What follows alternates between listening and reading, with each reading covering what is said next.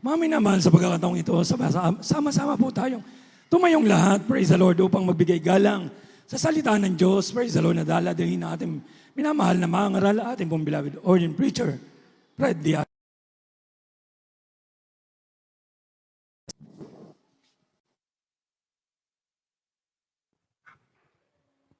Thank you, beloved preacher, Pan. Ito'y papinalangin na mahal. Hallelujah. Hallelujah. Praise the Lord. Hallelujah. Praise the Lord. Maraming salamat, mahal po Jesus. Sa matamis sa banal presensya. Salamat po sa paglangis niyo sa mga pag-awitan, sa mga patutuo, sa mga awitin ng Children's Choir, Adults Choir, Youth Choir. Higit sa lahat sa awitin ng The Jesus Finest Generation Choir, mga tugtugin, instrumentalists. Sa pagbibigay, salamat po sa mga anak niyo matatapat. Sa pag-aaral salita, malapit na ko magpala sa akin, ako magagawa. Umasalamat ko sa inyo. Bless the children once again, O Lord, through your word. Dahil sinasaway lahat ng kaaway. I bind up Satan in the name of Jesus. Di mo sa milipandaw sa pusong Spirit, I command you in Jesus' name. Pasok out right now in the name of Jesus. In the name of Jesus. Amen and amen. Hallelujah. Praise the Lord.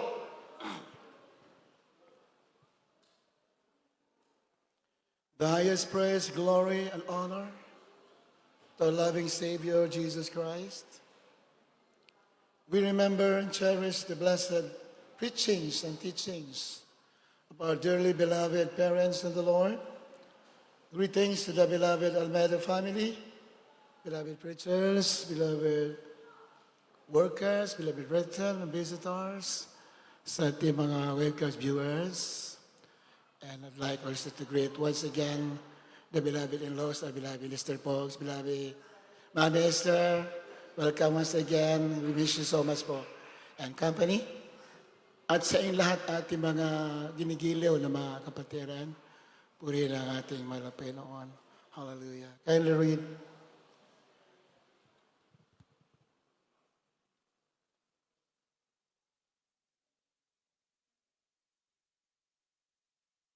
Luke chapter 4, verse 5 up to 6.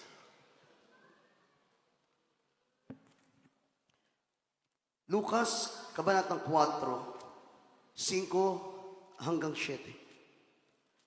At inakyat pa siya niya at ipinakita sa kanya sa sandaling panahon ang lahat ng mga kaharian sa sanlibutan.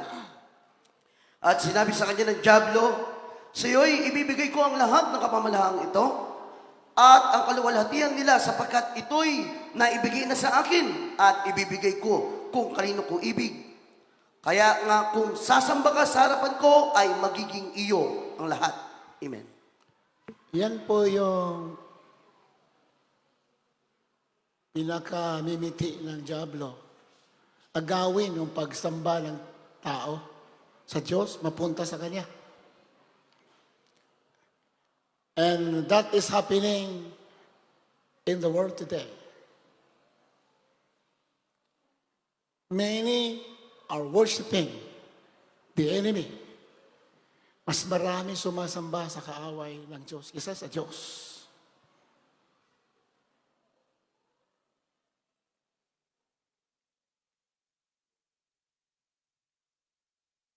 Yan, dyan nga sa binasa natin. Sa Lucas 4:5,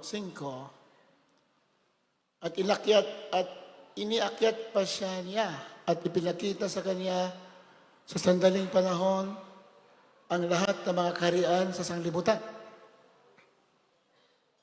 At sinabi niya sa kanya ng dyablo, sa iyo'y ibibigay ko ang lahat ng kapamahalaan ito at ang kaluwalhatian nila sapagkat ito'y naibigay na sa akin at ibibigay ko kung kanino ko ibig.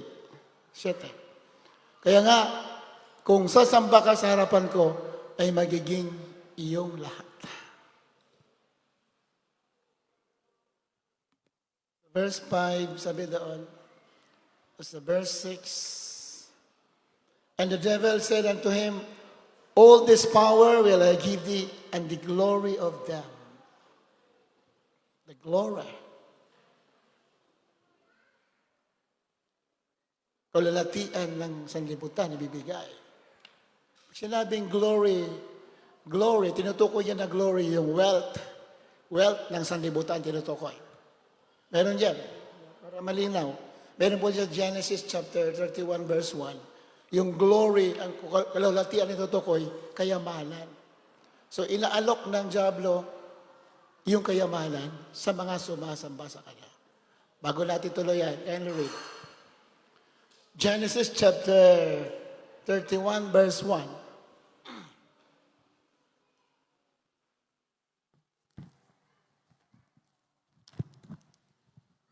Dito po sa aklat ng Genesis 31, ang talatay 1, at narinig ni Jacob ang mga salita ng mga anak ni Laban na nagsisipagsabi, kinuha ni Jacob ang lahat ng sa ating ama, at doon sa ating ama ay tinamo niya ang buong karangalang ito.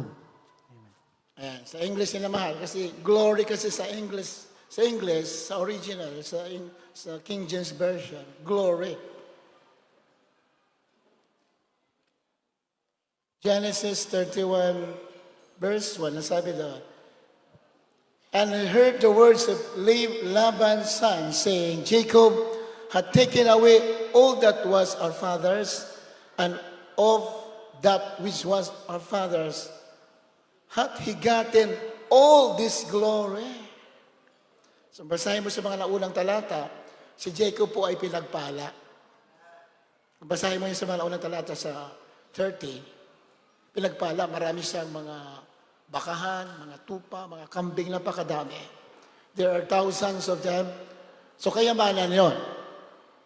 Sa English, nakuha raw ni Jacob yung glory na yon galing sa kanilang anak na si Laban. Sabi ng anak ni Laban. So nagkaroon sila ng mga pag-aalitan. So, gusto lang natin ipalabas na yung glory na tinutukoy sa Luke chapter 4 is wealth. Balik po tayo doon sa Luke chapter 4. Minamahal, napakalaga nito dahil dapat malaman natin ano talaga yung para sa atin. Palapakan natin mga Panginoon. Amen? We have to know our rights, our legal rights.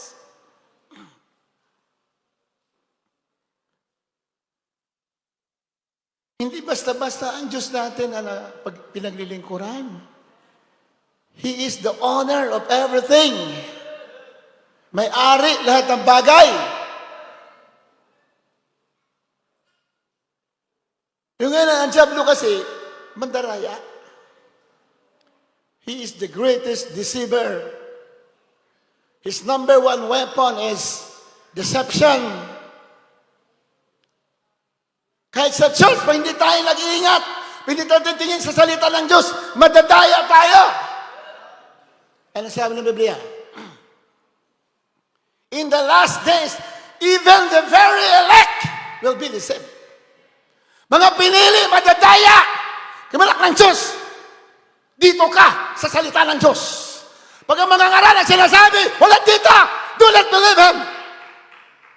Because salvation is the greatest matter of importance. Wala na pinamalaga, kaligtasan, ang buhay na wala hanggan. Do not be deceived by any man. That is the greatest weapon of Satan, deception. Kaya nga napahamak yung mga magulang natin, si Eva at si Adan. Because they believe the lies of Satan. And Satan never changes his scheme, his tactics. Hindi na babago ngayon. Nandito pa rin siya para mandaya ng mga tao. Pinagpala ka dito. Pinangaral ng totoo ang salita ng Diyos sa panguna ng ating mahal na magulang sa malapa. Amen? Kaya dito, Sa 6 na tayo. Verses 6.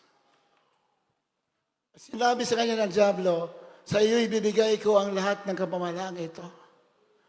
I will give you all the power, the authority of the world, at ang kalulatian nila, and the glory of them, and the wealth of the world. Bakit nagsalita ang Diablo na ibibigay niya yung kayamanan ng mundo? That happened during the temptation of our Lord Jesus Christ. Yung tinutokso niya ang ating mahalapin bilang tao.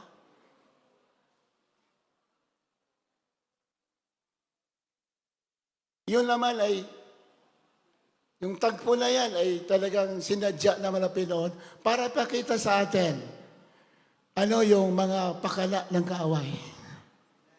Amen? Para alam natin how to resist the devil. Paano labanan ng Diablo, minamahal? Pag hindi tayo lalaban, matatalo ka. Pero pag matapang ka, katulad natin mga pastor, hindi siya magtatagumpay because Jesus is greater than Satan.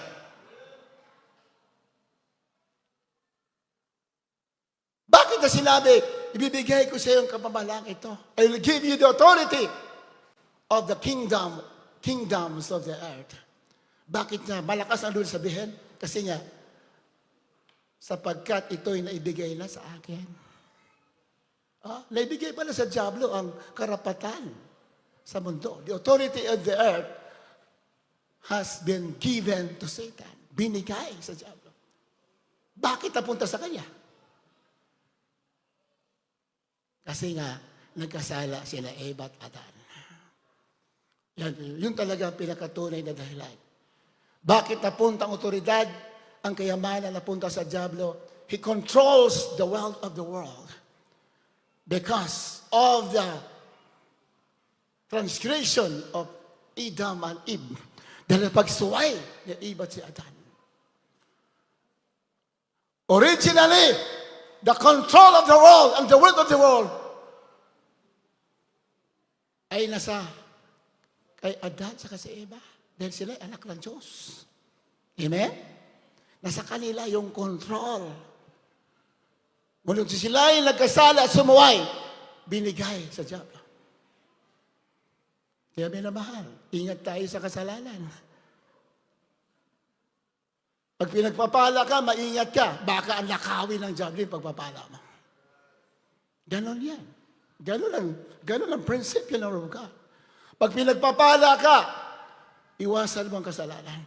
Dahil diyan siya makakapasok at yung kayamanan, yung pagpapala mo, pwedeng nakawi yan, ibigay sa iba.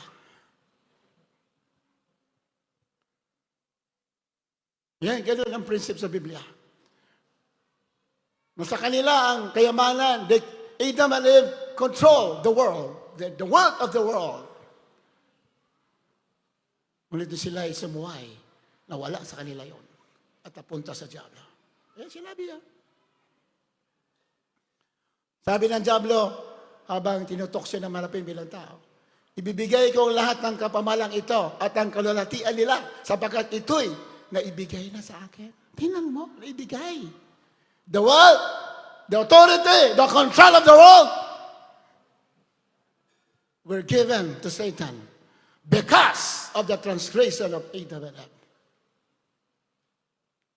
At ang Diablo ay may karapatan ibigay sa kanino man na sasamba sa kanya. And that already happening. And that's already happening.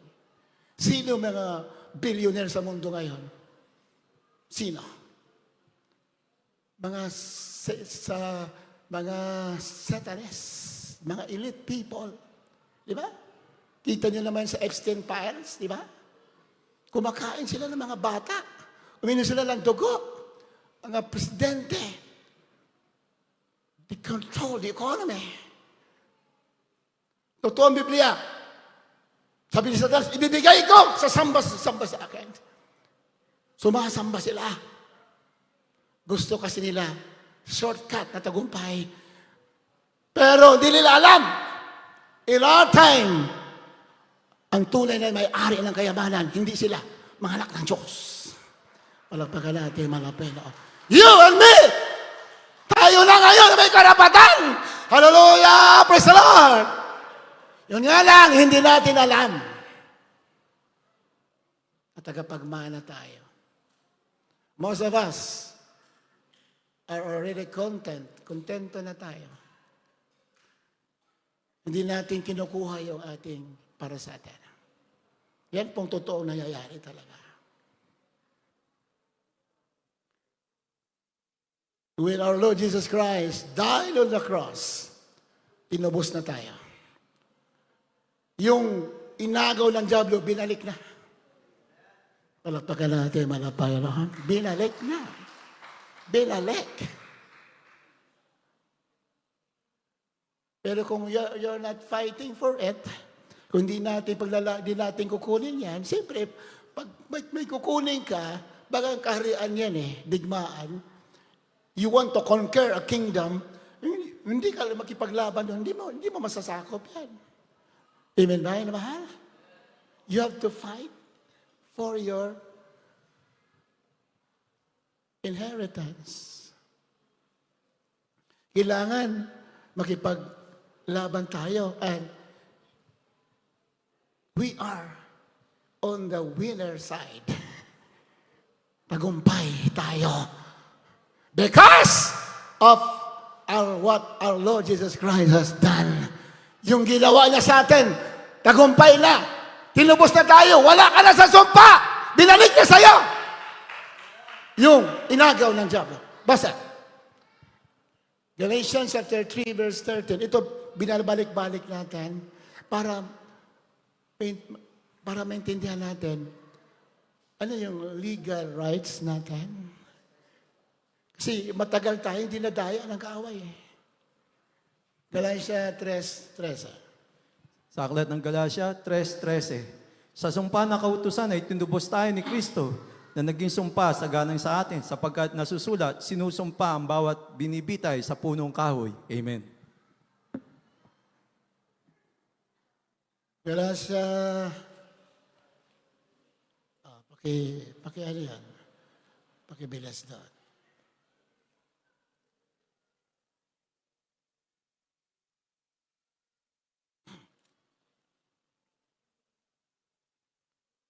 Sa sumpa ng kautusan ay tinubos tayo ni Kristo na naging sumpa sa ganang atin. Sumpa ng kautusan, tinubos. Christ has redeemed us from the curse of the law. Curse! Sumpa! Anong sumpa sa Biblia? Kahirapan. One of the curses in the Bible is poverty. Kahirapan. Pag Kristiyano ka naghirap, you're still under the curse. Hindi mo alam yung karapatan mo. Wala ka na sa sumpa! Binalik niya sa'yo! Palapangan natin, Panginoon. Amen?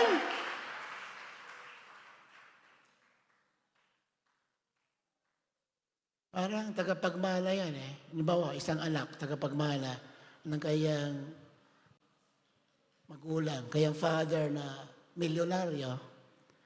Ipumanaw kayang father, maliit pa siya, nung lumaki na siya, hindi niya alam na siya pala'y tagapagmana. Di ba? May kasulatan, kaya kaso hindi niya alam. Kahit marami nakalaan sa kanya, hindi niya alam. Kaya nanatili isang mahirap. But in reality, tagapagmana siya. Pero hindi niya kasi alam. Ganon din sa mga tao ngayon, sa mga Kristiyano ngayon. Tagapagmana, pero hindi alam. Salamat sa mga Panginoon. Ngayon, alam mo na. Kunin mo na yung para sa'yo. Amen? Parang iba malungkot. Tagapagmana, malungkot. Tagapagmana ka, minamahal.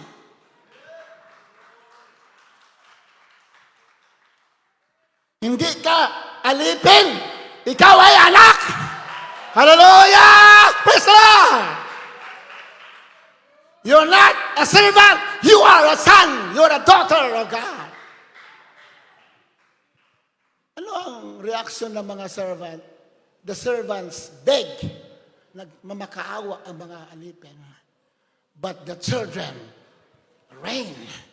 Anak ng Diyos nag-ahari. They command. Sila nag-utos dahil sila tagapagmana. Ganyan tayo sa harapan ng Diyos. We are not servants. We are children of God. That's why we reign with our Lord Jesus Christ. Ganyan po sa banang kasulatan. At pilit na tinatakpan ng dyablo para hindi natin malaman yung ating karapatan.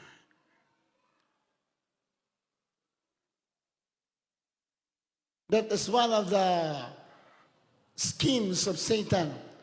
He blinds the minds of the people. Binubulag niya ang mga tao, pati mga Kristiyano. Pag hindi tayo nakikinig ng salita ng Diyos at hindi tayo nagbabasa, baka bubulagin niya tayo sa katotohanan. Diba? Sa sumpa ng kautusan ay tinubos tayo ni Kristo. Tinubos, ha? Redeemed. Sabi sa English, Christ hath redeemed us from the curse of the law.